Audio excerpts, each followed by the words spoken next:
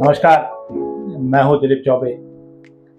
एक सीरीज पे काम कर रहे हैं जिसके अंदर मैं भारत के 30 ग्रेट इंडियन वॉरियर्स जो हमारे यहाँ राजा हुए उनके ऊपर कंसेप्ट डेवलपमेंट की ये सीरीज है। मैं इसको free comic illustration master class बोलता हूँ।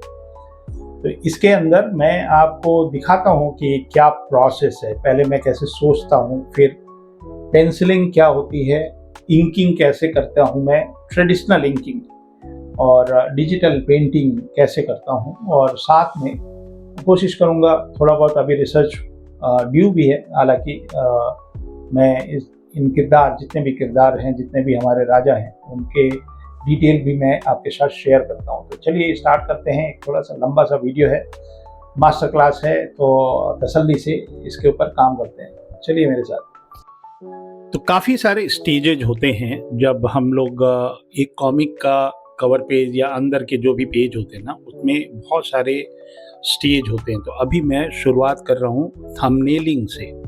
तो ये थंबनेल जो है ये स्क्रिबल आइडिया है। उसके अंदर मैं जो हमारे चंद्रगुप्त द्वितीय हैं, जिनको हम लोग कभी कभी विक्रमादित्य भी बोलते हैं, तो मैं कुछ ऑप्शंस निकाल लेता हूँ कि किस तरह से मैं मेन कैरेक्टर को दिखा पाऊँ। तो ये हमने एक थंबनेल किया।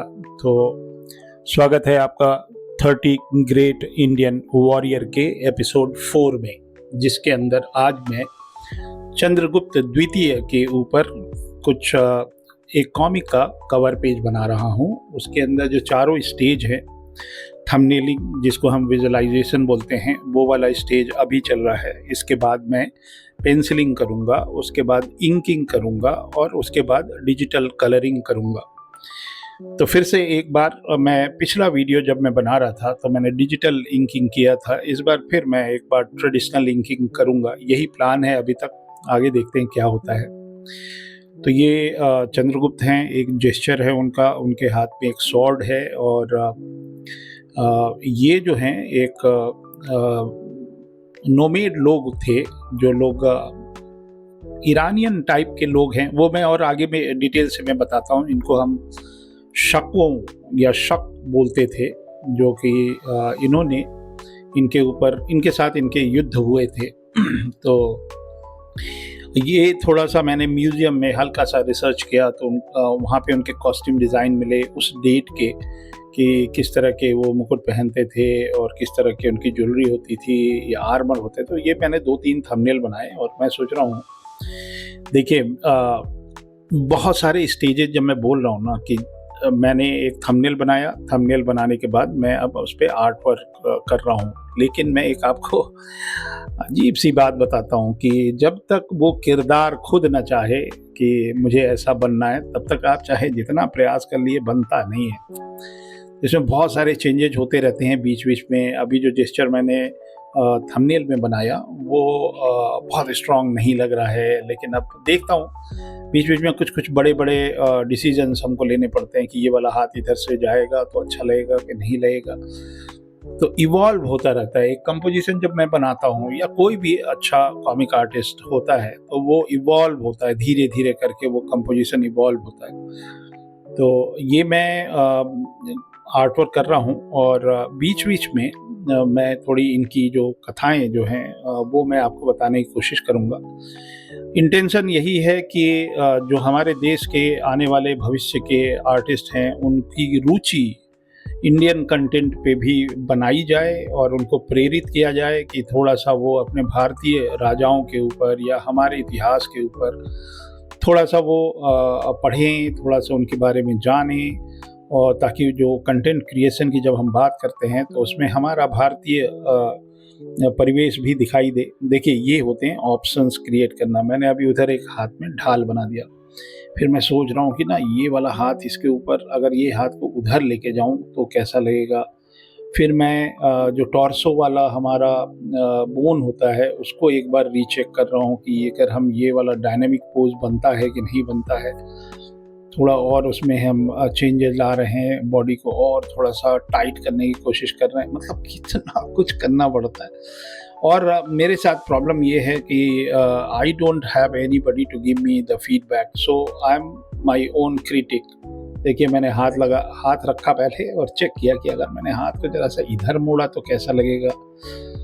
तो ग्रिप उतनी अच्छी बन नहीं रही है बॉडी की। अब मैं इसको और चेंज करना चाह रहा हूँ कि ये जो शोल्डर है इसको थोड़ा और इधर करूँ। ये देखिए, मैं ऑप्शन सेल्फ क्रिटिक इसी को बोलते हैं, सेल्फ क्रिटिक। अपने आप को ही जब तक संतुष्ट ना हो, उसके अंदर डिटेल ना करो, तो ये एक प्रोसेस होता है। आप लोग एक फाइनल आर्ट वर्क उठाते हैं, देखते हैं, कोई किताब में कोई चीज़ छपी रहती है, लेकिन वो आर्टिस्ट की वेदना या आर्टिस्ट का जो चेंजेस करने की, कितनी चेंजेस उसके अंदर किए होंगे।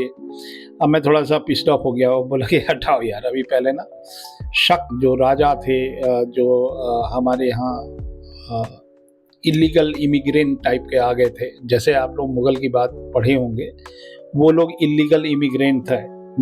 मेरे इस 30 भारतीय राजाओं में एक भी मुग़ल कालीन या मुग़ल राजा नहीं है, बिकॉज मैं उनको भारतीय नहीं मानता हूँ। तो जो लोग हमारे देश के राजा हैं हुए, जिन्होंने देश के लिए कुछ किया और हमारे अखंड भारत के लिए जो किया, सिर्फ वही लोग हैं इस हमारी लिस्ट में।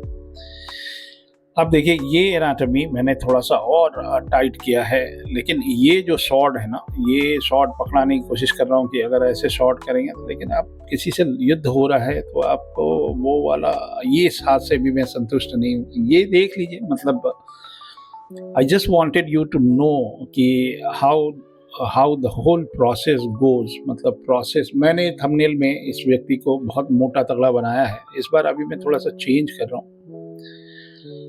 तो पेंसिलिंग में ही हमारी आगे बात नहीं बढ़ पा रही है, तो इसमें टाइम लगता है बहुत, क्योंकि I am not taking any references कि मैं गया किसी का पिंटरेस्ट से कंपोजिशन उठाया और उसको हूबहू कॉपी कर दिया। ये काम मैं नहीं करता। एनाटॉमी की पकड़ है मेरे पास। मैं मेरी किताब खरीद लीजिए भाई, लाइन इन एक्शन। अगर आपको अच्छा एनाटॉमी आर्ट सीखना है तो the line in action you must buy. तो वो लाइव फिगर ड्राइंग का कलेक्शन है मेरा, लिमिटेड स्टॉक है, ख़त्म हो जाएगा तो फिर आप बोलेंगे कि देखो मुझे वो किताब चाहिए, और कहीं ऑनलाइन नहीं मिलेगी। जो नीचे हमारा नंबर चलता है एडमिशन वाला, उसी पे आपको व्हाट्सएप से मैसेज भेज दीजिए और एक फॉर्म मिलेगा, उसको भर दीजिए और आपको किताब मिल जाएगी। तो ये मैंने म्यूज़ियम के कुछ फ़ोटोग्राफ मिले मेरे को, उस दौर के, किस तरह के कपड़े, वो ईरान मूल के थे लोग, ईरानियन थे ये लोग, जो कि भारत में ही कई जगहों पे आके बस गए थे और बदमाश थे ये लोग, तो और राजा थे। तो उनका कॉस्ट्यूम अलग था, उनका कलर स्कीम अलग था, और हमारे जो राजा हैं, तो देखिए पूरा एनाटॉमी हमने बना दिया था। फिर एनाटॉमी को मैंने फिक्स करने की कोशिश की। अभी मैं सोच रहा हूँ कि चेस्ट आगे रखूँ कि चेस्ट सामने रखूँ। तो ये सब चेंजेस चलते रहते हैं, और ये जब कॉमिक बनेगी तब मैं अभी भी अच्छे नए बच्चे, मतलब नए युवा पीढ़ी के रिसर्चर, जिन्होंने जो हिस्ट्री के ऊपर उनकी पकड़ है, उनसे मैं और बाकायदा इस पे रिसर्च करवाऊंगा उनसे, और तब जाके इनकी स्क्रिप्ट बनेगी, तब जाके इनकी कॉमिक या ग्राफिक नॉवल पे काम होगा। सपना ये है कि कम से कम 100 पेज में कोशिश की जाएगी कि इनकी जो सत्य घटनाओं पे आधारित ये कथा रहेगी, और कथा मतलब हिस्ट्री है, हमारे ही हिस्ट्री ऑफ इंडिया है ये। और बहुत लोगों ने चंद्रगुप्त द्वितीय के ऊपर काफ़ी कुछ किया है। विक्रमादित्य इनका एक नाम किसी ने दिया था, वो मैं आपको बताता हूँ। मैंने भी थोड़ा बहुत रिसर्च किया है, मतलब now I am taking a little bit bold step. अब मैं थोड़ा सा एक छोटा सा ब्रेक लिया। ब्रेक लेने के बाद मैं इसको, ये जेस्चर ही बदल रहा हूँ, मैं एकदम इनको अटैकिंग मोड में लेके आ रहा हूँ। ये मैं थोड़ा सा एनाटॉमी को और स्ट्रेच कर रहा हूँ। और प्रॉब्लम ये होती है ना कि जो टाइटल लिखा रहता है, फॉन्ट वगैरह जो लिखे रहते हैं, उसके लिए हमको स्पेस छोड़ना पड़ता है। तो इनको और थोड़ा डायनामिक पोज बनाते हैं, थोड़ा सा और फोरशॉर्टनिंग इसमें डालते हैं, और थोड़ी और टाइट एनाटॉमी रखेंगे, ज़्यादा डायनामिक रखेंगे। और ये उछल के इस बंदे के ऊपर आ रहे हैं। तो इतना कुछ करने के बाद मैं फिर से इसको, मैं बोला ना कि धीरे धीरे कंपोजिशन इवॉल्व होता है, you keep working and then. तो अब मेरे को और थोड़ा सा गैप बीच में हमको ला रहा है। पहले बहुत ज़्यादा चिपक रहा है, एक ब्रीदिंग स्पेस होता है, वो आपको जो 2 कैरेक्टर के बीच में छोटा सा एक ब्रीदिंग स्पेस रहे, थोड़ा सा गैप बिटवीन दिखाई दे। और मैं ये चाह रहा हूँ कि ये ना पीछे मतलब युद्ध के मैदान में हैं और ये डायरेक्ट अटैक करने जा रहे हैं उस बंदे को, और हाथी-वाथी पीछे खड़े हैं, और एक तरह से ये मान लीजिए कि हाथी से कूद रहे हैं, और हाथी से कूद के और तब जाके इस शासक नहीं, ये सब विदेशी आतताई के ऊपर अटैक कर रहे हैं। तो ये डिटेल है, आप देखते जाइए। तो ये अभी हमारा फाइनल पेंसिलिंग ही है, लेकिन अभी इवॉल्व हो रहा है धीरे-धीरे, और जब हमारी फाइनल रिसर्च हो जाएगी तब तो हमारे पास एकदम हार्ड बाउंड किताब रहेगी या स्क्रिप्ट रहेगा मेरे हाथ में। लेकिन मैं थोड़ा बहुत मैंने जो रिसर्च किया इनके बाद, बहुत कुछ है इनके लिए। मतलब पहले जब मैं काम कर रहा था ना, अशोक सम्राट के लिए तो काफ़ी चीज़ें हमको मिल गई, लेकिन जो चंद्रगुप्त प्रथम थे उनके बारे में बहुत लेस फोटोग्राफ सिक्के विक्के थे नहीं, हमको दिखा नहीं। लेकिन चंद्रगुप्त द्वितीय के लिए काफ़ी चीज़ें हमको मिली। तो आप पेंसिलिंग का आनंद लेते रहिए। बीच बीच में मैं कुछ टेक्निकल चीज़ें जो मैं बड़ा स्टेप लूँगा वो मैं आपको बताऊँगा, लेकिन थोड़ी सी चंद्रगुप्त द्वितीय के बारे में नए ज़माने के बच्चों को थोड़ा सा जानकारी दे दें। तो चंद्रगुप्त द्वितीय, जिनको हम लोग इतिहास में विक्रमादित्य के नाम से भी जानते हैं, और ये इनका शासनकाल 375 ईस्वी से 415 ईस्वी तक माना जाता है। और ये महान समुद्रगुप्त के पुत्र थे, और उनके उत्तराधिकारी बनते हैं आगे चल के। तो चंद्रगुप्त द्वितीय का जन्म एक शक्तिशाली और समृद्ध राज्य में हुआ। उनके पिता समुद्रगुप्त ने अनेक विजयों के माध्यम से गुप्त साम्राज्य का विस्तार किया था, और कहा जाता है कि शुरुआत में इनके बड़े भाई रामगुप्त को राजा बनाया गया। तो समुद्रगुप्त के 2 पुत्र थे। तो एक भाई थे जो रामगुप्त के नाम से थे, और उसके बाद पहले वो राजा बनते हैं, और उसके बाद चंद्रगुप्त द्वितीय ने शासन संभाला। एक्चुअली में इन्होंने मना कर दिया था कि मुझे नहीं बनना है राजा, और ये अपने कामों में लगे रहते थे, युद्ध वगैरह करते थे, but he don't wanted to be the king. तो इनके भाई को रामगुप्त को राजा बना दिया गया। और ये जो किरदार मैं अभी बना रहा हूँ, ये एक विलेन जिसको हम दिखा रहे हैं, शकों पर विजय। ये लोग जो हैं चंद्रगुप्त द्वितीय की जो सबसे बड़ी उपलब्धि अगर हम माना जाए तो शकों पे विजय को ही मानते हैं, और इन्होंने गुजरात और मालवा और सौराष्ट्र को जीतकर अपनी सीमाओं को अरब सागर तक पहुंचा दिया। तो इसके कारण इनको हम विक्रमादित्य की उपाधि मिली। तो देखिए, हाथी बना रहा हूँ, एक हाथी इधर से एक हाथी उधर से, उसके बीच में ये कूद के आ रहे हैं और युद्ध कर रहे हैं। एकदम अजय देवगन की याद आई हमको, वैसा ही कुछ मैं बनाने की कोशिश कर रहा हूँ। थोड़े फिल्मी हैं हम, क्या करें। तो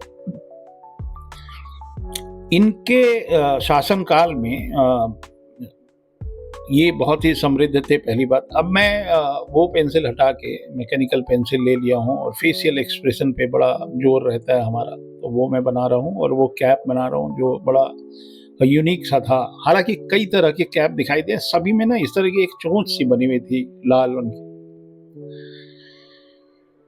तो देखा जाए तो चंद्रगुप्त द्वितीय के शासनकाल को भारतीय इतिहास का स्वर्ण युग कहा जाता है, और इनके दरबार में बहुत सारे विद्वान और कवि, और कहा जाता है कि नवरत्न था। ऐसा माना जाता है कि इनके दरबार में नवरत्न नामक विद्वानों का समूह हुआ करता था, जिसमें साहित्य, विज्ञान, कला और ये सारी चीज़ें के बारे में बातचीत होती थी। और ये वैष्णव धर्म के अनुयायी थे, और इन्होंने सभी धर्मों के प्रति सहिष्णुता की नीति अपनाई, और इनके राज्य में बौद्ध और जैन धर्म को भी उन्होंने सबके लिए स्वीकार किया। एक्सप्रेशन बना रहा हूँ, एक्सप्रेशन बनाने में बड़ा मजा आता है। कॉमिक में it's all about action and expression and composition. तो जब हम एक कथा है, मतलब बहुत ऑथेंटिक मैं अभी भी नहीं मान रहा हूँ, क्योंकि जब तक पढ़ेंगे नहीं, अच्छे से रिसर्च करेंगे नहीं, तब तक वो हम ऑथेंटिक अभी मान नहीं सकते उसको। तो जो रामगुप्त और शक लोगों का ये जो विलेन जो है, ये एक समुदाय है, उनके बीच में एक कंट्रोवर्सी टाइप की कुछ एक स्टोरी है। कितना ऑथेंटिक है अभी पता नहीं, और उसको हम इतिहास भी बोल सकते हैं या लोक कथा भी बोल सकते हैं उस समय के अनुसार। तो ये जो रामगुप्त जो शासक थे, मतलब इनके भाई और चंद्रगुप्त द्वितीय उनके बड़े भाई माने जाते हैं, और कहा जाता है कि एक बार ये जो पश्चिम से ये शक आए थे, उन लोगों ने उन पर आक्रमण किया और युद्ध में खुद को कमजोर समझ के रामगुप्त थे, जो इनके भाई थे, उन्होंने संधि कर लिया। मतलब संधि मतलब ऑलमोस्ट काइंड ऑफ सरेंडर कर दिया। और इसकी डिमांड थी, ये जो शक लोग थे उनकी डिमांड थी कि अपनी जो रानी ध्रुव देवी है उनको शक राजा को सौंप दिया जाए। तो ये निर्णय बड़ा अपमानजनक था, और कथा के अनुसार चंद्रगुप्त द्वितीय ने भेष बदल के इनके शिविर में प्रवेश किया और शक राजा की हत्या की और ध्रुव देवी को वापस ले आए। बाद में चंद्रगुप्त ने रामगुप्त को हटा के स्वयं सिंहासन संभाला। तो हालांकि ये जो प्रसंग है ये एक नाटक है, देवी चंद्रगुप्तम, और कुछ सिक्कों के प्रमाणों का पर भी आधारित है, और इसलिए इतिहासकार जो हैं इसमें थोड़ा सा कंट्रोवर्सी है, मतलब मतभेद है कि ऐसा हुआ था या नहीं हुआ था। You can not tell that.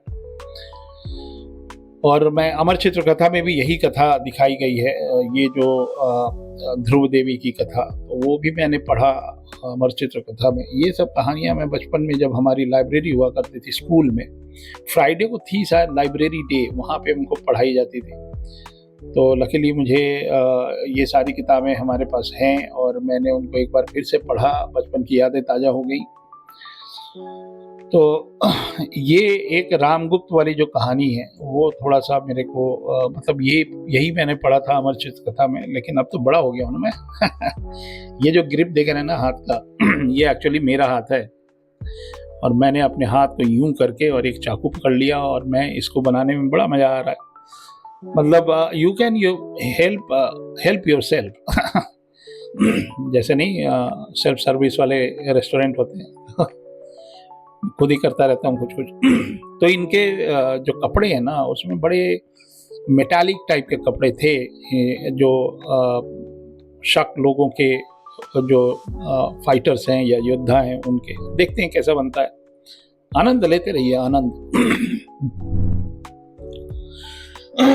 और कुछ जो इतिहासकार हैं, मतलब जो विक्रम संवत भारतीय पारंपरिक पंचांग की जो प्रणाली है, उसका एक प्रमुख संवत है जिसकी शुरुआत 57 ईसा पूर्व मानी जाती है। इसका संबंध प्राचीन राजा विक्रमादित्य से जोड़ा जाता है। तो ये जो विक्रमादित्य जो हम लोग बोलते हैं ना, तो जो हमारे हिंदी कैलेंडर हैं, महाराष्ट्र में काल निर्णय नाम का एक कैलेंडर होता है। और जब मैं सिंगापुर में रह रहा था, तो अगर मैं पूना आया अपनी बिटिया से मिलने, वो सिम्बायोसिस में पढ़ती थी, तो चूँकि हम गोरखपुर क्षेत्र के रहने वाले हैं, तो आधा नॉर्थ इंडिया जो है वो ठाकुर प्रसाद का कैलेंडर यूज़ करता है, और जो महाराष्ट्र के लोग हैं वो काल निर्णय के नाम का कैलेंडर यूज़ करते हैं। सही बताएंगे तो आप बताइएगा। तो हमारे घर में एक हिंदू कैलेंडर हमेशा रहा है, आज तक अभी भी रहता है। तो उस पर लिखा रहता है विक्रम संवत, वहाँ से स्टार्टिंग होती है। तो जब मैं पढ़ रहा था तो बड़ा आनंद आया कि देखो हमारी श्रीमती जी वो पंचांग वाला कैलेंडर है, तो वो हमारे यहाँ रहता है, और महाराष्ट्र वाला भी रहता है। तो काफ़ी लोग हैं जो विक्रम संवत को जानते हैं, और जो नए जमाने के बच्चे हैं वो भी आप सुन लो कि हमारा जो हिंदू कैलेंडर है उनका भी संबंध कहीं ना कहीं इन्हीं से जोड़ा जाता है, विक्रमादित्य से। और कुछ लोग हैं, मतलब कुछ इतिहासकार विक्रमादित्य की जो उपाधि जो इनको मिली थी, इनका नाम चंद्रगुप्त मतलब इस उपाधि को चंद्रगुप्त द्वितीय से जोड़ते हैं, क्योंकि उन्होंने भी शकों पर विजय प्राप्त की थी। हालांकि विक्रम संवत के वास्तविक शुरुआत उनसे पहले मानी जाती है। तो ये भी एक विवादित है कि ये विक्रम संवत जो है इनके साथ जोड़ना है या कुछ और है। मतलब ये भी एकदम कंफर्म नहीं है, जो कि जब हमारा ये एक और रिसर्च का विषय है। और विक्रम संवत आज भी उत्तर प्रदेश में या उत्तर भारत में, राजस्थान में, मध्य प्रदेश में जो भी धार्मिक और सांस्कृतिक कार्य होते हैं उसमें प्रयोग होता है। और हिंदू पंचांग इसी तरह संवत पे आधारित होता है। और तो अब मैं थोड़े थोड़े ज्वेलरी और पे भी काम किया हूँ। और ये जो मुकुट है एकदम 100% ऑथेंटिक तो नहीं मेरे को मिला कहीं भी, क्योंकि स्कल्पचर मतलब सेम पीरियड में आप यूरोप में और ग्रीस में और कहीं कहीं पे आप लोगों के पोर्ट्रेट स्कल्पचर या जो बस्ट होते हैं ना वो मिलते हैं। मतलब देखिए अलेक्जेंडर इनके काफ़ी पहले था, उसका बस्ट मिलता है, तो उससे आपको फेशियल फीचर समझ में आते हैं उनका। देखिए ये मेरा हाथ है, ये मेरा हाथ है, और ये हमको ये हाथ में इनको पकड़ाना है तलवार। सो आप समझ गए ट्रिक। अपना हाथ यूज़ करके मैं ये ग्रिप बना रहा हूँ ताकि ये तलवार को अच्छे से होल्ड करें। लोअर एंगल है ना, लोअर एंगल में इतना इजीली नहीं बनता है। तो एनाटॉमी पे पहले फोकस कर रहा हूँ, खूब बढ़िया से एनाटॉमी कर रहा हूँ। और ये जो ज्वेलरी वगैरह है वो मैं ऐड करते जा रहा हूँ उसी के अंदर, और थोड़ा डिटेल कर रहा हूँ, और खूब मसल बनाता हूँ मैं, मतलब छोड़ता नहीं हूँ। तिरंगा के मसल आपको याद होंगे। तो चलिए आगे बढ़ते हैं। एक और चीज़ है जो विक्रमादित्य से जुड़ती है, जो कि मेरे लिए बड़ा एक्साइटिंग है, क्योंकि महाकाल की नगरी उज्जैन का जिक्र आता है। और उज्जैन जो है मध्य प्रदेश का एक प्राचीन धार्मिक शहर है। जिस तरह से बनारस है ना वैसा ही। और प्राचीन काल में इसको उज्जैनी कहा जाता था। और ये भारत के 7 पवित्र नगर सप्तपुरी में से एक है उज्जैन। तो उज्जैन प्राचीन काल में अवंती राजा की राजधानी हुआ करती थी, अवंती राज्य की राजधानी। और इसको महान सम्राट विक्रमादित्य की राजधानी भी माना जाता है। और विक्रम संवत का संबंध भी उज्जैन से जोड़ा जाता है। हमारे एक स्टूडेंट हैं शुभम, वो भी उज्जैन के बारे में ऐसा कुछ बता रहे थे। हालांकि वो अभी भोपाल में रहते हैं। वो बता रहे थे कि भोपाल के पास ही है उज्जैन। तो ज्ञान बढ़ रहा है, मेरा भी बढ़ रहा है, और उम्मीद करते हैं कि जो बच्चे हमसे जुड़े हैं वो भी कुछ नया कुछ सीख रहे हैं, कुछ इतिहास के प्रति रुचि रख रहे हैं। और आई एम वेरी एक्साइटेड कि अगला वीडियो जो है मैं महाराणा प्रताप के ऊपर कुछ विषय पे काम करने जा रहा हूँ। तो वेरी एक्साइटेड। तो जब बताते हैं ना कि इस राजा के युग में बहुत ही अच्छा काम हुआ और ये सब हुआ, तो इनके जो 9 रत्न के बारे में जब जिक्र होता है इनके राज दरबार में, तो कालिदास का नाम बहुत प्रमुख रूप से आता है। और कालिदास जो हैं महान कवि भी थे, नाटककार भी माने जाते हैं। और गुप्त काल में 4वीं-5वीं शताब्दी तक इनका एक पीरियड माना जाता है। और इन्होंने बहुत सारे नाटक लिखे, जिसमें अभिज्ञान शकुंतलम, विक्रमोर्वशीयम, मालविक ग्रीमित्रम, ये इनके नाटक हैं। अभिज्ञान शाकुंतलम के बारे में तो मुझे अच्छी तरह से पता है। और इन्होंने कुछ महाकाव्य लिखा था, रघुवंशम, कुमार संभवम और मेघदूतम। मेघदूत बहुत ही रेप्यूटेड प्रतिष्ठित साहित्य है। अगर आप लोगों ने नहीं पढ़ा है तो try to find this books and you should must read. इससे आप अपने ही देश से जुड़ते हैं। तो कालिदास की रचनाओं में प्रकृति का और नेचर का बहुत ही सुंदर जीवंत वर्णन मिलता है। देखिए मैं शूज़ कर रहा हूँ तो सिलवेट से मेरा ये डायनामिक जेस्चर मेरे को अच्छे से दिख रहा है। मतलब ये दो लोगों के बीच का एक कंपोजिशन है। मेन तो ये दो कैरेक्टर हैं। तो अच्छा कंपोजिशन यही है जहाँ पे आप यू कैन सेट प्रायोरिटीज़ की किसको देखना है पहले। हालांकि बहुत सारी चीज़ें हैं अच्छा कंपोजिशन में, बट तरीके हैं उसके अंदर काम करने के। तो मैं वो सारे जो हिडन चीज़ें जो ज्ञान होती है वो मैं इसके अंदर डाला हूँ, वो मैं थोड़ा सा डिस्क्राइब करूँगा। थोड़ा आगे बढ़ के थोड़ा सा हम और कालिदास जी को नमन कर लें। तो और इनकी जो रचनाएं हैं कालिदास की, उसमें बहुत ही सरल भाषा है और बड़ा ही पोएटिक है और अलंकृत है और मधुर है और प्रेम, विरह, ऋतु वर्णन, नारी सौंदर्य, ये सारी चीज़ें इनके किताबों में, इनके नाट्य में मिलते हैं। ये मैं एक होराइजन लाइन बना रहा हूँ जहाँ पे हमारे जो युद्ध में जो फौजी लोग हैं वो लड़ रहे हैं, वो हमारा एक तरह का वैनिसिंग पॉइंट हो गया। पीछे कुछ वॉरियर्स डाल दे रहे हैं और उधर दो हाथी डाल दे रहे हैं। तो कालिदास को वैसे भारत का शेक्सपियर भी कहा जाता है भाई। उनकी जो उन्होंने लिखा है वो पूरी दुनिया में पढ़ी जाती है, और अगर आपने नहीं पढ़ा है तो यू मस्ट रीड। और हर जगह इनका नाटक का मंचन होता है। और अगर हम देखें तो कालिदास जो हैं वो राजा विक्रमादित्य के दरबार के 9 रत्नों में से एक थे। और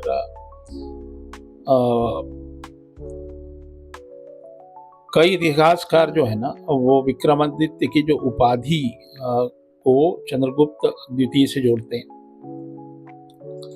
ये मैंने शुरुआत में आपको बताया। इनकी कुछ और फिक्शनल कहानियां हैं बहुत सारी, जिसमें एक बेताल पच्चीसी और सिंहासन बत्तीसी इसका नाम एक्चुअली थोड़ा अलग है। मतलब सरल भाषा में अगर बोला जाए तो जो लोक कथाएं है ना विक्रमादित्य की, जब भी मैं चंदा मामा के बारे में सोचता हूँ, उसमें एक बेताल जो है वो एक पेड़ के ऊपर बैठा है और विक्रमादित्य वहाँ जाते हैं, वो उसको सवाल पूछते हैं।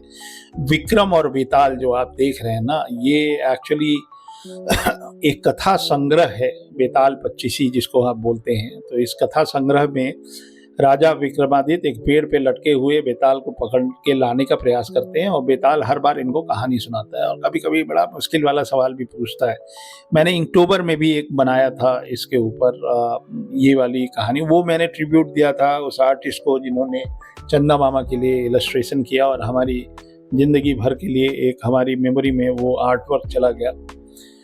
तो ये कथाएं हैं, मतलब ये कोई रियल कहानी नहीं है। मतलब उसमें अगर राजा सही उत्तर जानते हुए भी अगर चुप रहेंगे तो उनका सिर फट जाएगा, और अगर बोलेंगे तो बेताल वापस पेड़ पे लौट जाएगा।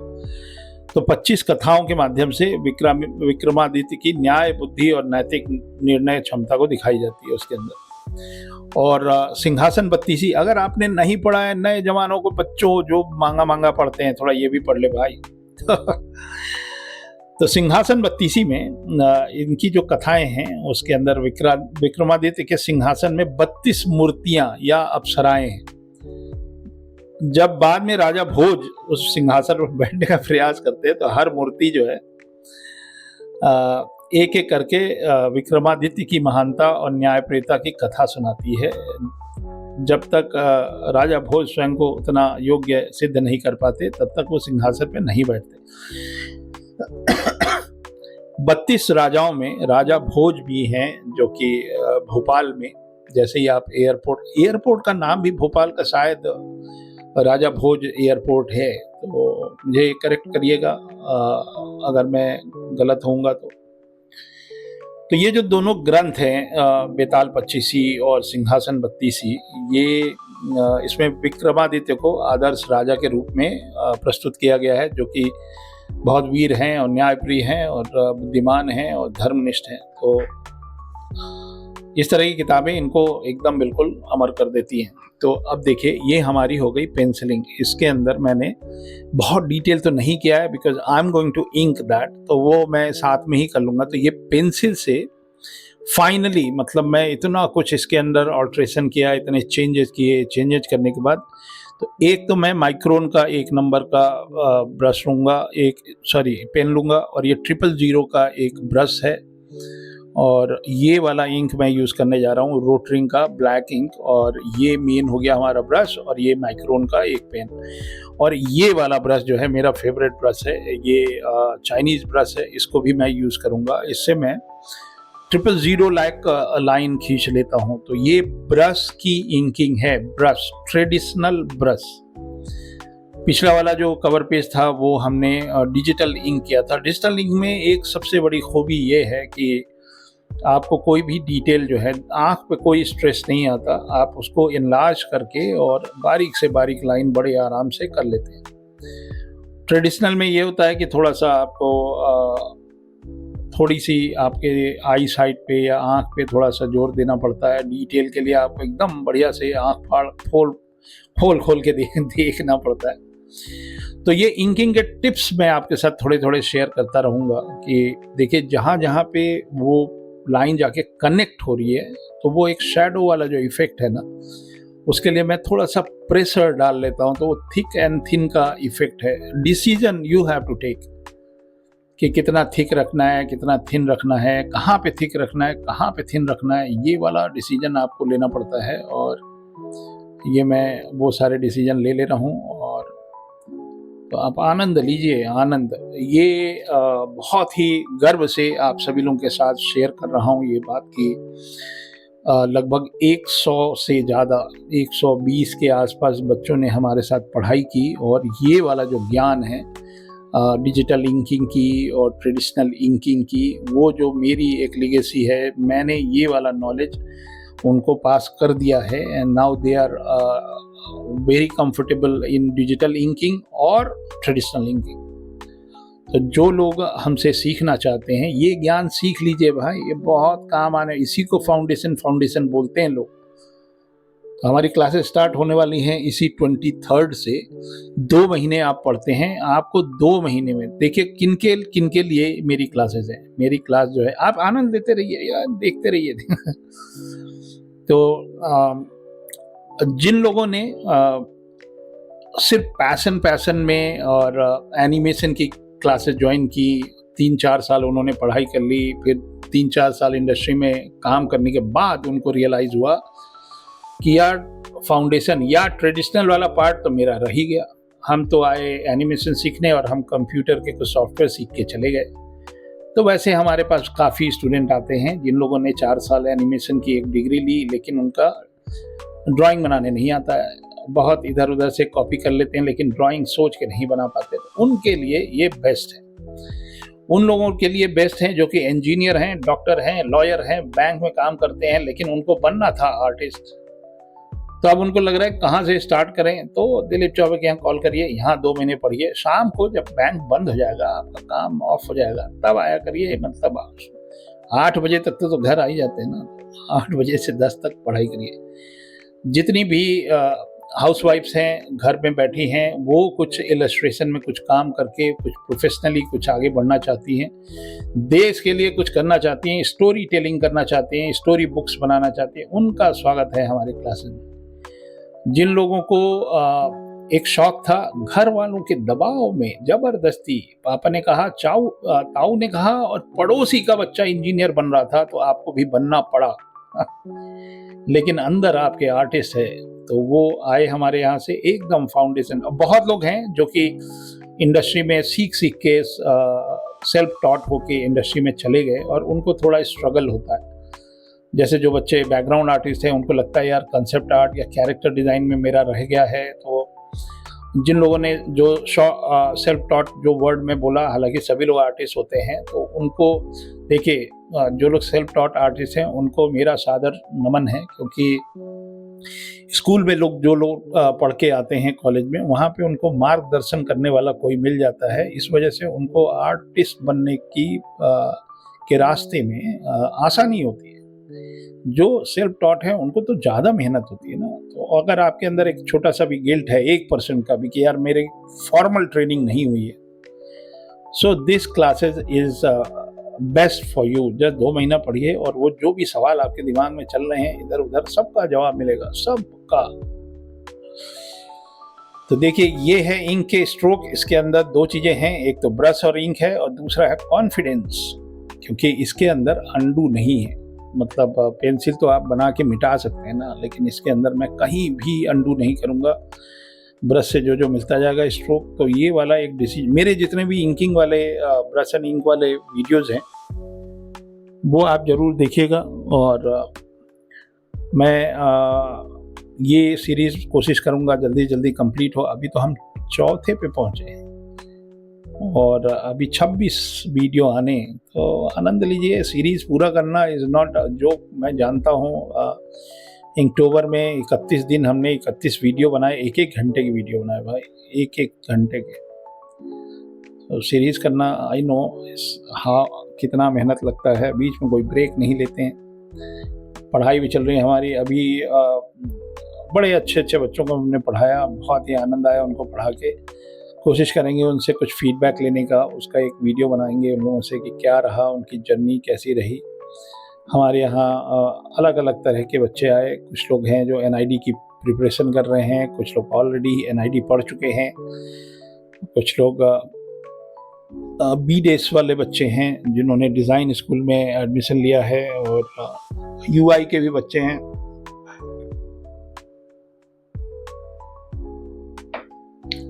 मूवी इंडस्ट्री के लोग भी हैं जिनका नाता पड़ता है स्टोरी बोर्डिंग से और इस तरह की चीज़ें से। तो बहुत मज़ा आया पढ़ा के। इन 2 बैच मैंने पढ़ाए बैक टू बैक, शाम को 5 बजे से रात के 10 बजे तक। ये पूरे विंटर ही तो था, इससे पहले तो जाड़ा ही चल रहा था ना। देखिए अब जूता कर रहा हूँ तो ब्रश से थोड़े हैवी शेडो वाले जो होते हैं स्ट्रोक, वो हमने ब्रश से ले लिए। और जो बहुत महीन वाले काम हैं वो हमने माइक्रोन के 1 नंबर से। तो मैं अपने किसी स्टूडेंट से बोल रहा था, मैंने कहा यार मेरे को ना इससे भी पतला वाला माइक्रोन चाहिए। अब पता नहीं हमने नहीं देखा, तो उन्होंने बताया कि 0.2 का भी आता है, 0.3 का भी आता है। और तो मैं भी सीख रहा हूँ। हमारे ज़माने में ये सब नहीं था भाई, माइक्रोन नहीं था, ब्रश पेन नहीं था, हम तो रोटरिंग से काम चलाते थे। तो रोटरिंग एक कंपनी है जर्मनी का, उसका पेन होता था ब्राउन कलर का, और उसके अंदर पता नहीं कॉइन डाला रहता था, सिक्का डाला रहता, खटखट खटखट ऐसे आवाज़ होती थी। हाथ उठाइए रोटरिंग इस्तेमाल करने वाले जितने भी लोग हैं। तो वो 90 डिग्री पकड़ना पड़ता था भाई, उसको सीधा पकड़ना पड़ता था। ये तो हम थोड़ा टिल्ट कर लेते हैं ना, तो वो बड़ी दिक्कत होती थी। तो ये इस तरह के जब हम कॉमिक बनाते हैं अभी मैं एक कॉमिक पे काम कर रहा हूँ, उसकी इंकिंग पे रुका हुआ है वो काम। मतलब रुका कुछ भी नहीं है, चल रहा है। 100 पेज की कॉमिक बनाओगे तो टाइम तो लगेगा ही ना। तो असुरा की कॉमिक है, उसके अंदर भर भर के फ्रेम है, एकदम ज़बरदस्त। इतने सारे उसके अंदर फ्रेम है कि पूछे मत। 500-600 फ्रेम तो होंगे ही उसके अंदर।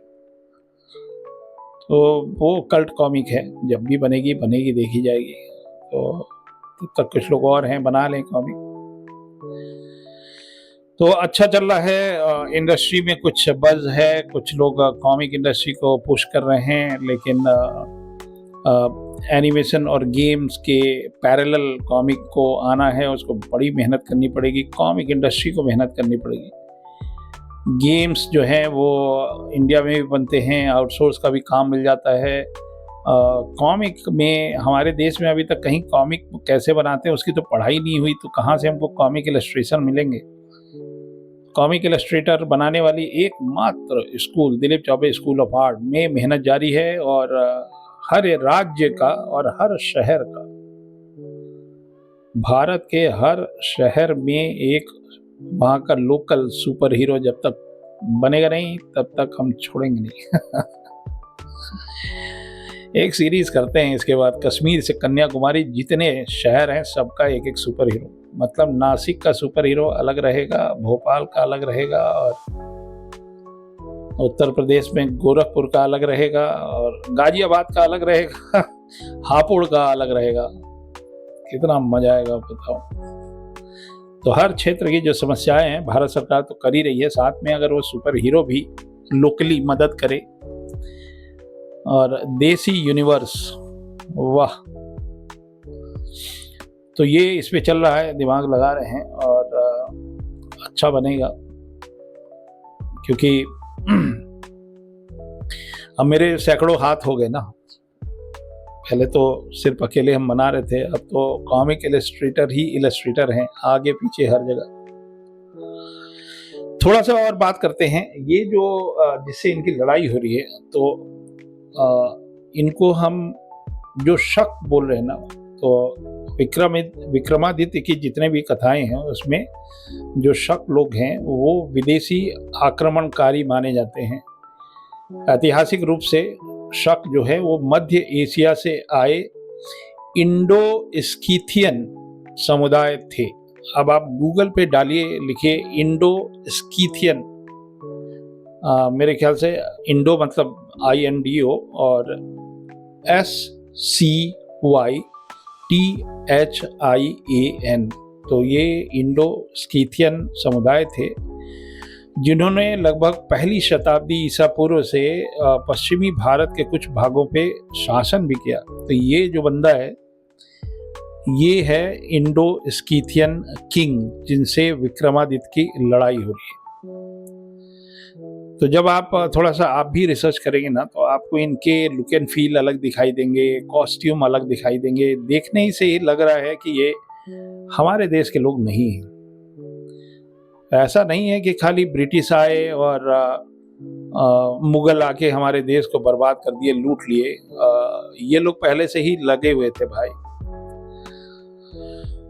तो भारत में इन लोगों ने शासन भी किया। तो शकों ने विशेषकर रूप में ये गुजरात में, मालवा में, सौराष्ट्र क्षेत्र में अपना शासन किया। उनके शासकों को छत्रप कहा जाता था। हम लोग इनको छत्रप कहते थे। और इनमें जो प्रसिद्ध राजा था वो है रुद्रदामन प्रथम, जिसने पश्चिमी भारत में मजबूत सत्ता स्थापित की थी। तो जो विक्रमादित्य से की जो लोक कथाओं के अनुसार विक्रमादित्य ने शकों को पराजित किया और उनकी विजय की स्मृति में विक्रम संवत की शुरुआत की। ये अभी मैं इस पे कॉन्फिडेंट नहीं हूँ जब तक हमारा रिसर्च कंप्लीट नहीं हो जाएगा। तो अभी मैं इसको लोक कथा बोल रहा हूँ, क्योंकि इतिहासकार इसको अभी एकदम प्रमाणित नहीं मान रहे हैं कि सौराष्ट्र में जब इन्होंने इनसे युद्ध हुआ और क्षत्रपों से, तो इनको जब पराजित किया, तो इस कारण से हम वहाँ से विक्रम संवत, ये this is not so authentic कि मुझे भी डाउट है। तो कुछ इतिहासकार इस विजय को चंद्रगुप्त द्वितीय की शकों पर जीत से जोड़ते हैं, क्योंकि उन्होंने पश्चिमी क्षत्रपों को हरा के मालवा और गुजरात को गुप्त साम्राज्य में मिला दिया था। तो अगर देखा जाए तो विक्रमादित्य की कहानियों में शक जो हैं वो विदेशी शत्रु के रूप में दर्शाए गए हैं, जबकि इतिहास में वो मध्य एशिया से आए थे जिन्होंने भारत में कई क्षेत्रों पे शासन किया और उनकी पराजय भारतीय परंपरा में राष्ट्रीय गौरव की कथा बन गई। तो ये वाली एक रिसर्च में हमको दिखता है। और एक और चीज़ मैंने पढ़ी, देखिए ये इंकिंग कर रहा हूँ, देखा जाए तो ये मेरा ही हाथ है, और हाँ इस आर्ट वर्क के पीछे मेरा हाथ है। ये जोक था भाई, जोक। तो एक और रिसर्च है, वो ये मैंने देखा कि विक्रमादित्य का जो शासन है उसी में पहली बार कोई बंदा चाइना से इंडिया आता है, जिसको हम लोग फाहियान बोलते हैं। तो फाहियान एक बौद्ध भिक्षु थे, और एक तरह से जो आजकल नहीं हमारे यूट्यूबर होते हैं, इस देश जाते हैं उस देश जाते हैं, वहाँ से कुछ डॉक्यूमेंट करा के और वीडियो बना के कि यहाँ का कल्चर ये है वैसे वैसे कुछ लिखते हैं, मतलब अब तो वीडियो डॉक्यूमेंटेड हो जाता है। पहले फाहियान जो हैं इनके राज्य में चाइना से इंडिया आए, और एक बौद्ध भिक्षु थे। लगभग 399 ईस्वी से 414 ईस्वी के बीच में वो भारत आते हैं, और उस समय गुप्त साम्राज्य में चंद्रगुप्त द्वितीय, जिनको हम लोग अभी तक विक्रमादित्य बोल रहे हैं, उनका शासन था। देखिए, ये जो मैं बता रहा था ना कि इनका कपड़ा पहनने का, इनका जो कपड़ा है वो थोड़ा अलग है। कपड़ा मतलब जैसे मछली की वो स्केल्स होती है ना, उस तरह का इन्होंने कुछ रेड में गोल्डन एम्ब्रॉयडरी का कुछ पहना है, that look like cloth but sometimes it's look like armour. तो ये जो म्यूजियम में था, ये आर्मर भी लगता है और कपड़ा भी लगता है। तो अब आई डोंट नो क्या मटेरियल होगा ये, जिस मटेरियल में, तो मैं अभी फ़िलहाल इस कवर पेज पे लुक एंड फील के ऊपर जा रहा हूँ। और यहाँ पे एक ये थोड़ा हम मेटल का विजुअल टेक्सचर बना रहे हैं ये। तो जो फाहियान थे उन्होंने भारत में जो देखा उसको डॉक्यूमेंट किया, और उन्होंने बताया कि भारत में शांति और सुव्यवस्थित प्रशासन है इनके राज्य में, और ऑलमोस्ट नहीं के बराबर अपराध है, और दंड व्यवस्था में उदारता है, ये नहीं कि एकदम खतरनाक वाला दंड दिया जा रहा है। और बुद्ध धर्म की समृद्धि पे भी बात होती है वहाँ पे, और सारे नगर जो हैं वो समृद्ध हैं, और व्यापारी हैं लोग वहाँ पे, और भारत को एक सुरक्षित, समृद्ध और सांस्कृतिक रूप में उन्होंने अपनी किताबों में लिखा। तो फाहियान का विवरण जो है वो गुप्त काल में, जिसको हम विक्रमादित्य की काल को हम बताएंगे, तो वो एक उनकी किताब के माध्यम से देखा जाए तो उस समय हम लोग उस समय भी बहुत ही समृद्ध थे, और ये हमारा एक ऐतिहासिक प्रमाण है, और कि हम ऐसे ही सोने की चिड़िया नहीं हैं। आज भी हमारा देश सबसे समृद्ध है भाई। आपको ये जो हम यूट्यूबर लोगों को देखते हैं ना, मैं तो प्रैक्टिकल वाला हूँ ना। आप चले जाओ, आप सिंगापुर में ही जब आप एक रोटी 400 रुपए की खरीदोगे कहीं भी, और यहाँ हमारे यहाँ देख लो, हम लोग 2 रोटी तो गौ माता को खिला देते हैं सवेरे सवेरे, मतलब 800 रुपए की रोटी।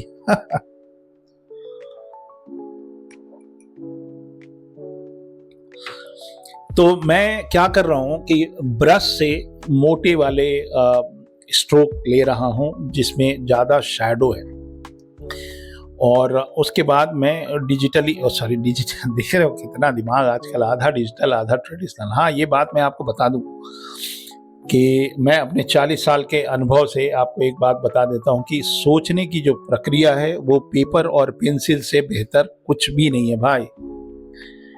पेपर एंड पेंसिल, ऐसा नहीं है कि मैं डिजिटल काम नहीं करता हूँ, आपने मेरा काम देखा है, अगर नहीं देखा तो फिर से देख लीजिए। और जो ऑप्शंस, जो फ्लूइड स्ट्रोक्स जो मिलते हैं वो पेंसिल से बेहतर आते हैं। तो आपको दोनों ही चीज़ें बहुत ही ज़रूरी हैं, पेंसिल वाला भी काम आपको आना चाहिए और डिजिटल भी आना चाहिए। देखिए, hardly you can see the difference between my traditional inking और डिजिटल इंकिंग, हार्डली। बट जो सुविधाएं फोटोशॉप में हैं वो कभी कभी ट्रेडिशनली नहीं हो पाती हैं। जो ऑप्शंस आप इजीली वहाँ निकालने, मान लीजिए इस हाथ को हमको और थोड़ा सा टेढ़ा करना पड़े, तो फोटोशॉप में एक लेयर पे हाथ इंक किया आपने, वहाँ से कुछ इसको ट्रांसफॉर्म करके उसको रोटेट कर लिया, ये सब फायदे हैं उसके अंदर। बट नो चीटिंग, मतलब ये नहीं कि किसी का आर्टवर्क लिया उसको रख के ट्रेस कर लिया। ट्रेसिंग वालों को तो मैं आर्टिस्ट मानता ही नहीं हूँ भाई। क्या हो ट्रेसिंग आर्टिस्ट? अरे भाई, आर्टिस्ट वर्ड हटा दो, ट्रेसर बोलो कि मैं ट्रेसर हूँ। और बुरा मत मानिएगा, मैं अच्छा व्यक्ति हूँ। गुस्सा नहीं हो रहा हूँ, आप सीख लीजिए ना, आप भी बना सकते हैं। मैं एक पॉडकास्ट पे था और सौम्या मोहन से हमारी बात हो रही थी, तो उन्होंने पूछा कि क्या क्राइटेरिया है Dilip Choubey school of art में आने का। तो मैं बता रहा हूँ ना, भारत का हर एक व्यक्ति कॉमिक बना सकता है अगर वो हमसे पढ़ ले। मेहनत करनी पड़ेगी, आपको मेहनत करनी पड़ेगी, लेकिन I have seen miracles, I have seen. बहुत लोग हैं जिनके और एक पाइपलाइन है। जब मैं पाइपलाइन की बात करता हूँ ना, इसको बोलते हैं कोर्स कैरिकुलम। एक कैरिकुलम जैसे रेसिपी होती है ना, सब्जी बनाने की, मटन बनाने की, अवधी बिरयानी बनाने की, मुरादाबादी बिरयानी की, हैदराबादी बिरयानी, खाने पीने की बातें नहीं करते हैं, नहीं तो भूख लग जाएगा। तो मेरा कहने का मतलब ये है कि there is a course curriculum which is tested okay, because I am teaching my finishing teaching my 15th batch, और पिछले 3 साल से मैं बच्चों को पढ़ा रहा हूँ इंडिया में, और पिछले मतलब 20-25 साल का पढ़ाने का अनुभव हो गया, ये वाला ज्ञान जो आप देख रहे हो ना। और बहुत लोगों को हमने इंडस्ट्री में लाया, जो लोग कॉमिक इंडस्ट्री में आना चाहते हैं या चिल्ड्रन बुक में आना चाहते हैं, या ये जो मैं पढ़ा रहा हूँ, ये जितने भी इंडिया में सो कॉल्ड एनिमेटर हैं, they should know how to do this. Animation जो आप कर रहे हो ना, आप भी तो कॉमिक बना सकते हैं, आप क्यों नहीं बना सकते? क्योंकि आप 3D में काम करते हैं। अरे 3D 2D कुछ नहीं है, आर्टिस्ट हैं तो you should be able to do that. और आईपी का ज़माना है, आप अपना आईपी खुद क्रिएट करिए। अपने आपको नहीं लगता कि आपके पड़ोस में एक सुपर हीरो होना चाहिए जो आपका बैग लेके घर तक आपको पहुंचा दे सुरक्षित? तो हर राज्य में, हर जगह, और वो जो आर्टिस्ट है ना जो बनाएगा, अगर आप कॉमिक के दीवाने हैं, अगर आप seriously you are a fan of comic book, you should have your own IP. आपके अपने सुपर हीरो होने चाहिए 2-4। सुपर हीरो लेने के लिए संपर्क करें दिलीप चौबे से। अरे चलिए, पढ़ाई कर लीजिए, ये सभी लोग बना सकते हैं। मतलब कुछ भी हो तो आप, मतलब मुझे नहीं लगता पूरे हिंदुस्तान में कोई भी ऐसा व्यक्ति होगा जो पेपा पिग से बेहतर नहीं बना पाता होगा drawing. You can do better than Peppa pig, means you can create anything. स्वदेशी, अपने देश में बना हुआ स्वदेशी सुपर हीरो। और कब तक हम लोग डब किया हुआ एनिमेशन देखेंगे भाई, विदेशी? मैं किसी भी कैरेक्टर के खिलाफ नहीं बोल रहा हूँ, मुझे सिर्फ ये बोलना है कि एक पूरी जनरेशन हमने डोरेमोन को दिखा के और पोकेमोन दिखा के ख़त्म कर लिया। अब हम मांगा दिखाने जा रहे हैं, तो हम अपने लिए कब करेंगे, कब करेंगे, कब करेंगे? उसी की दिशा में प्रयास कर रहे हैं। एक दिन हम करेंगे, don't worry, mind my words. एक दिन हमारे ही देसी किरदारों का भरमार रहेगा। तो इसी को बोलते हैं कंटेंट क्रिएशन। ये जो मैं 30 ग्रेट इंडियन वॉरियर्स बना रहा हूँ, ये हमारे देश का की प्रॉपर्टी है। मेन कैरेक्टर्स ऑलमोस्ट डन हो गए हैं, मतलब थोड़ा थोड़ा इसके अंदर काम रह गया है। और उसके बाद ये पीछे जो एम्बियंस है वॉर के, एकदम युद्ध का मैदान बनाऊंगा। और आप देख लो, जो स्टेजेस थे वो मैं आपको बताना चाह रहा था कि पहले हम थंबनेल बनाते हैं। थंबनेल से हमको एक काफ़ी हद तक आइडिया मिल जाता है कि what I am going to do. फिर आप देख लो कि कैसे कैसे धीरे धीरे करके कंपोजिशन इवॉल्व होता है। यू डू सम चेंजेज उसके अंदर। और उसके बाद तो कभी कभी जो पब्लिशर है या जो एक बड़ी सी टीम जो प्रोडक्शन देख रही है, वो थंबनेल पे आपको फीडबैक दे देती। That is much easier. अगर आप अच्छा कोई प्रोजेक्ट पे काम कर रहे हैं ना, तो give some options to the owner या पब्लिशर कि दीज आर द ऑप्शंस, और उसमें से एक सेलेक्ट हो जाएगा और उसके बाद उसके ऊपर काम करिए। ये नहीं कि आपने पूरा कंप्लीट कर दिया फिर उसके अंदर चेंजेज आ रहे हैं, तो this is not a good sign. If you are an artist, you should give an option to many options. फिर हमने उसको इवॉल्व किया थोड़ा बहुत, फिर चेंजेज आए, फिर पेंसिलिंग किया मन से। पेंसिलिंग करने के बाद अब इंकिंग हो रही है। तो इंकिंग ये ट्रेडिशनल वाली इंकिंग है, डिजिटल मैंने पिछला किया था श्री राणा प्रताप पे। मैं भी पढ़ना शुरू कर दिया हूँ थोड़ा बहुत। मिलती नहीं है किताबें आजकल, पहले ना लाइब्रेरी हुआ करती थी हर जगह। अब लाइब्रेरी मतलब हम बीएचयू में पढ़ रहे थे तो बड़ी बड़ी लाइब्रेरी तो थी, सेंट्रल लाइब्रेरी थी। और पहले लोग पढ़ा करते थे, अब पढ़ते नहीं है। मतलब पढ़ोगे ना, पढ़ने बैठोगे ना तो दुनिया भर के इंस्टा के रील जो है ना वो आपको ज़्यादा एंटरटेनमेंट देने लगे हैं इंस्टेड ऑफ रीडिंग बुक्स। तो जितने युवा पीढ़ी के बच्चे हैं थोड़ा सा फ़ोन किनारे रख के कुछ कुछ चीज़ें पढ़ा करिए। और जो लोग हमारे साथ संपर्क में हैं वो लोग तो अब पढ़ेंगे ही, आई नो। तो अभी ये कंसेप्ट डेवलपमेंट का स्टेज है। तो जो भी मैंने बोला उसमें थोड़ी सी भी गलतियां हों, त्रुटियां हों तो उसके लिए माफ़ कर दीजिएगा। लेकिन बहुत ज़्यादा कंटेंट है इनके ऊपर। मतलब अगर आप सिर्फ इनके जो नवरत्न हैं उन्हीं की किताबों को ही पढ़ लें आप, तो उसी से आपको बहुत मज़ा आ जाएगा। मेरा सौभाग्य है कि मैं राज कॉमिक के साथ जुड़ा रहा, और राज कॉमिक की ना एक और पहचान है, वो पहचान है राजा पॉकेट बुक और मनोज पॉकेट बुक। ये जो हैं अड़ोसी पड़ोसी जो थे हमारे पास, वो एक ज़माना था कि आपको कहीं अगर इनके ऊपर कोई किताब नहीं मिल रही होगी ना तो मनोज पॉकेट बुक या राजा पॉकेट बुक के वेबसाइट पे चले जाइए, इनके पास सारा ज्ञान रहता है। तो मैं अभी देख रहा था तो विक्रमादित्य की ये सब जो कथाएं हैं ना, बेताल पच्चीसी और ये सारी चीज़ें भी उनके पास उपलब्ध थी। हम तो यही पढ़ पढ़ के बड़े हुए ना, चंद्रकांता संतति। एक बार मेरे को मौका मिला था, मतलब आई एम टॉकिंग अबाउट 1988 की बात बता रहा हूँ, या 87 या 88 की बात कर रहे हैं। तो एक कॉमिक कंपनी थी पवन कॉमिक, वो चंद्रकांता संतति पे सीरीज बना रही थी 24 किताबों की। तो उसके लिए आर्टिस्ट ढूंढा जा रहा था। तो मुझे मालूम नहीं किसने बनाया, धीरज वर्मा तो नहीं थे, मैंने भी नहीं बनाया, तो आर्टिस्ट का नाम मुझे नहीं पता। किसी को पता हो तो बता दीजिएगा। तो 24 किताबों का एक संग्रह बनने वाला था, चंद्रकांता संतति की सीरीज। और देवकी नंदन खत्री, या जो हमारे जो पब्लिशर थे उनका नाम था देवकी नंदन शर्मा। तो वो उस ज़माने में हमको मिलती, शायद मैं उस समय कॉलेज में पढ़ रहा था ना। देखिए मैं कॉलेज में गोल्ड मेडलिस्ट हूँ, पढ़ा लिखा व्यक्ति हूँ, bachelor of fine arts gold medal. तो मैं जस्टिफाई नहीं कर पाता अगर उस समय वो प्रोजेक्ट मिलता, क्योंकि मुझे कॉलेज में भी अपना टाइम देना पड़ता था। तो मैंने सोचा ये सब कॉमिक जो है ना पढ़ाई ख़त्म होने के बाद मैं बनाऊंगा। तो 1991 में मेरी पढ़ाई ख़त्म हुई, फिर मैं कॉमिक बनाने लगा। तो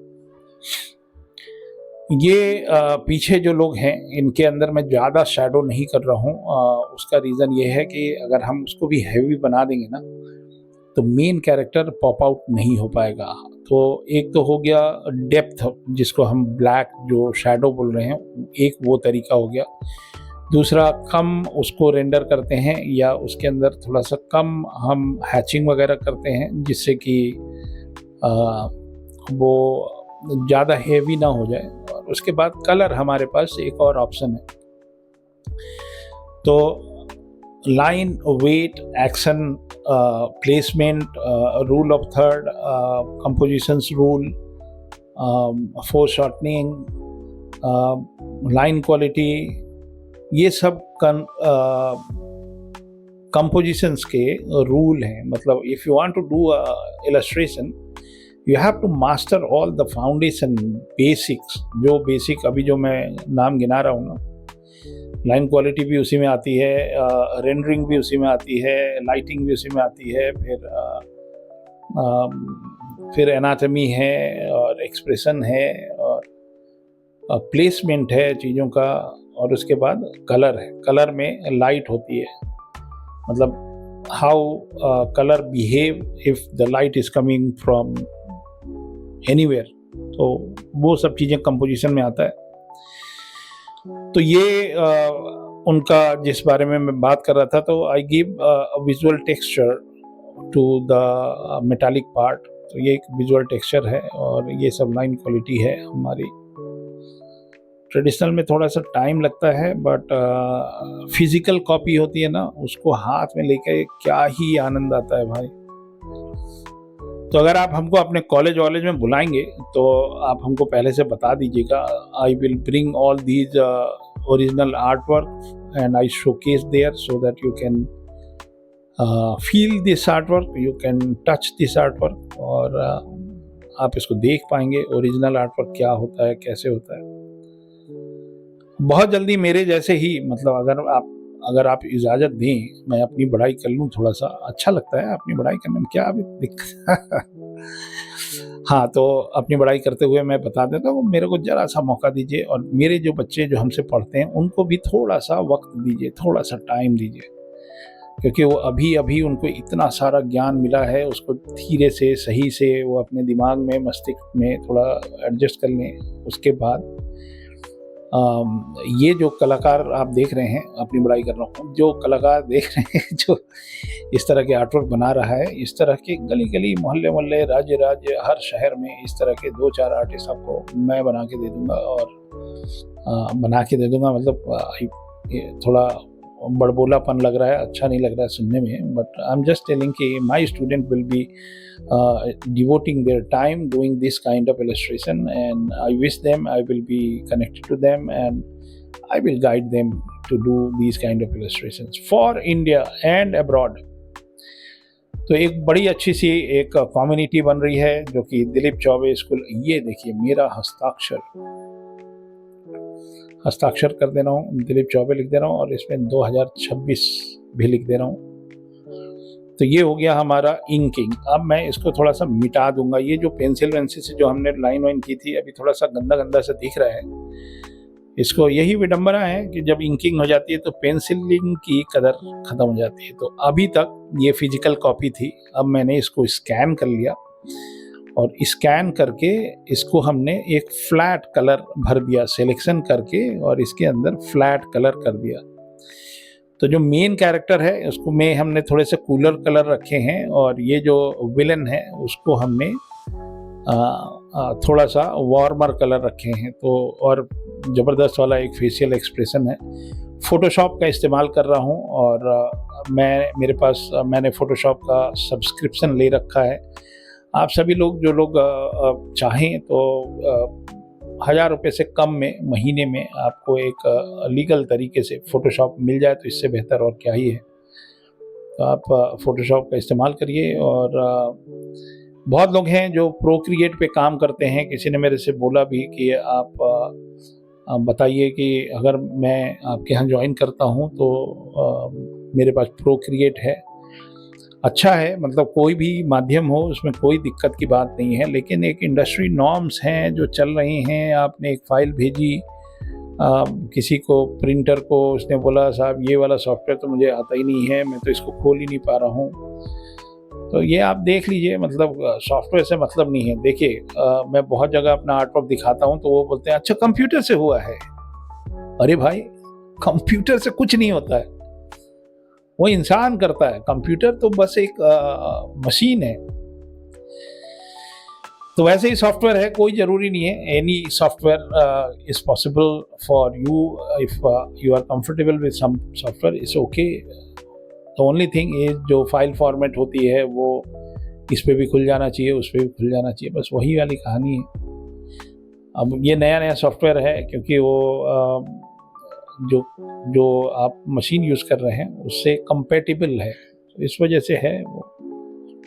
मेरे ख्याल से आज से 5-6 साल पहले भी हमने मेरे स्टूडेंट जो थे ना सिंगापुर में, वो नया सॉफ्टवेयर लेके आते थे। पता नहीं उन्हीं के घर में बनता था सॉफ्टवेयर है क्या। और जब मैं उनको पढ़ाता था बड़ी दिक्कत होती थी, हर स्टूडेंट के डेस्क पे एक अलग ही सॉफ्टवेयर चल रहा है। फिर मैं बोला एक दिन कि यार जितनी देर में हम तुमको कुछ बताएंगे उतनी देर में तो हमको सॉफ्टवेयर समझने में टाइम लग जाएगा। तो अब मैं लाइटिंग पे फोकस कर रहा हूँ। मैंने टॉप लेफ्ट की एक लाइट ले ली है, और ये मैंने इनका जो पूरा बॉडी है उस एनाटॉमी को भी दिखाते हुए कि एनाटॉमी भी साफ दिखाई दे, और जो आर्मर है वो एकदम शाइन करता रहे।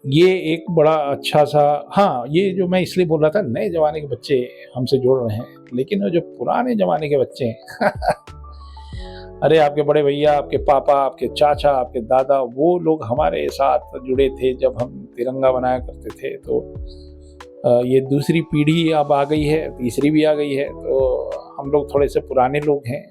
We know some of my friends, they actually live in nostalgia। उनको वो ही दुनिया, वही ज़माना बहुत अच्छा लगता है। मुझे भी लगता है, लेकिन मैं भावनाओं में नहीं बहता। मतलब आप भी थोड़ा सा नए ज़माने के बच्चों को कभी-कभी मेरे वाले टाइम के पीरियड के बच्चे जो हैं वो प्रोटेक्ट भी करते हैं, प्रमोट भी करते हैं। अरे छोड़िए, चौबे जी को मैं जानता हूँ बहुत आनंद आता है आप लोग, जो लोग हमसे जुड़े रहे हैं इतने साल।